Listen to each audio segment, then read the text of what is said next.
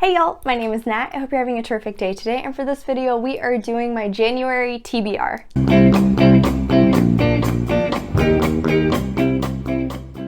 Yes, I'm aware we are already into week 2 of January. Sorry this is a little late. To be fair, I wasn't initially planning to post it, but I figured what with me partaking in 2 readathons, it would probably be a wise decision to do so. So better late than never, right? First, I'm going to be partaking in a Bookworms New Year's readathon. This is being hosted by Mindy's Book Journey, Noelle 7 Pages, Literary Lizzie, and David's Book Reviews. All of their links are down below. They created this wonderful little bingo board here, and you can do all of them or you can pick and choose what you want. I am going to shoot for a double bingo with an across as well as the bottom row. Let me cover all of those prompts and then tell you what books I will be reading for them. In the top left corner, we have Catch Up, a book you meant to read in 2020. For that, I'm going to be reading The Invisible Life of Addie Larue by V.E. Schwab. I definitely meant to read this last year. It was getting so much hype. It sounded really interesting to me, but I just kept putting it off and it never happened. However, I did end up getting to choose this as my personal pick for a book club I do with a few of my friends. On top of that, my audiobook from the library finally came in. I've been on hold for like 3 months, I think. I believe this story starts out in like 1700s France, and we were following Addie Larue. However, she ends up meeting this like demon devil thingy who grants her a wish to live forever, but in order to do so, no one ever remembers her. 300 years in, I think she finally meets somebody other than this demon who remembers her, and I have just heard this is so well done. It's very character driven, which I love, and that the writing is immaculate. So can't wait to finally read this. Next up, top of your TBR. Read a book that's at the top of your TBR pile. Pretty simple. For that one, I'm going to be reading Shadow and Bone by Leigh Bardugo. This is the first book in the GRISHAVERSE and is also the first book for the GRISHAVERSE Read-Along, which is being hosted by a bunch of wonderful booktubers. All down below. You know the drill. Go find it out. I've been getting recommended the Six of Crows Duology for a while now, and I really want to read them, but I actually wanted to start with the original GRISHAVERSE trilogy. I believe the story is following a girl who is like a soldier in this fantastical world, and her regiment ends up getting attacked. She eventually ends up finding out that she has really crazy powerful magic and is sent to take revenge, maybe? I don't know a lot about this, if I'm being completely honest. I just know it's fantasy, and there's supposed to be this like hot, super toxic anti-hero character named the Darkling. That's what I got. Next up is to diversify and to read a book by a POC author. For this one, I'm going to be reading Gods of Jade and Shadow by Sylvia Moreno Garcia. I read Mexican Gothic by her last year, and I really loved the writing style of it. I heard about this from Lou Reading Things, and I knew I had to have it. Quite literally, the blurb was enough to hook me. The Mayan god of death sends a young woman on a harrowing, life-changing journey in this dark fairy tale inspired by Mexican folklore. I used one of my credits for Book of the Month to make this an add-on because look at this cover.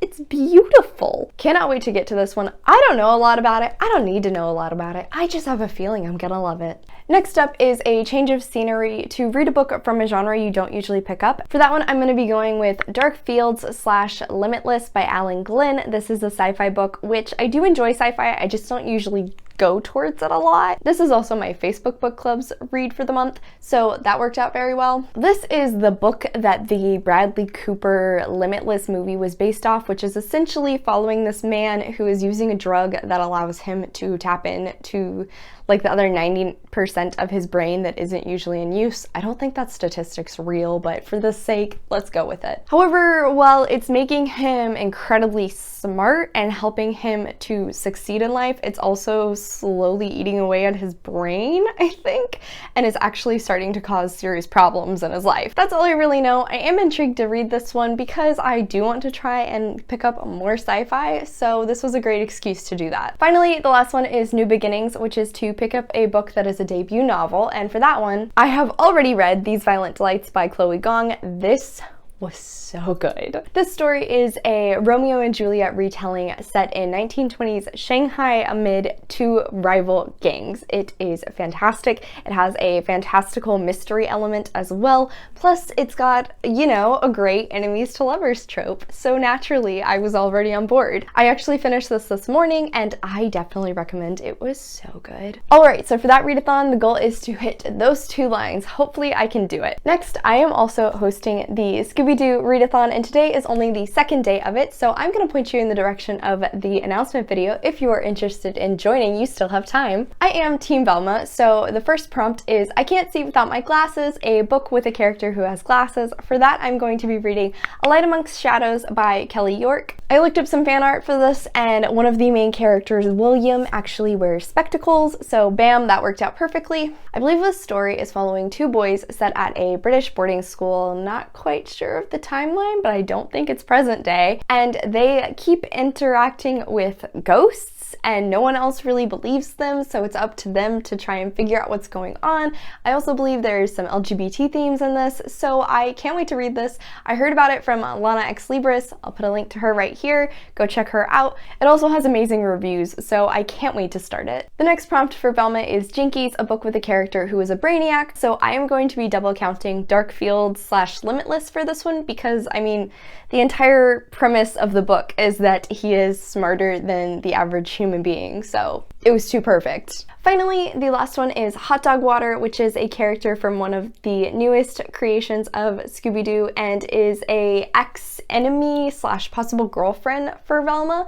And so for this one, it is to read something with LGBT plus rep. For that one, I'm going to be reading this month's By Book Club read, which is The 7 Husbands of Evelyn Hugo by Taylor Jenkins Reid. I believe this is a historical fiction story following this big name actress named Evelyn Hugo, who has long been very secretive about her life, but finally agrees to do an interview with this one reporter. They go through all of her husbands and all of the things she experienced living in Hollywood during, I think, like the 1950s. I think it's supposed to be kind of reminiscent of, like, say, Liz Taylor. I've heard tons of good things about this. Personally, prior to this, I really never felt the need to pick up a Taylor Jenkins Reid book. I don't know, neither of her big name books really appealed to me, but this one is for one of the book clubs that I love partaking in, and it fit for my prompt so well. I'm finally gonna do it. I'm finally gonna pick up one of her books. And then lastly, we have a group book for this readathon, which is going to be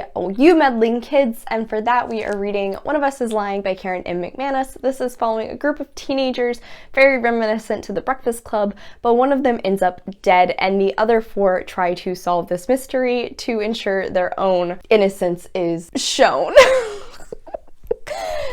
To ensure that they are not actually implicated in the crime. I don't know what happened there.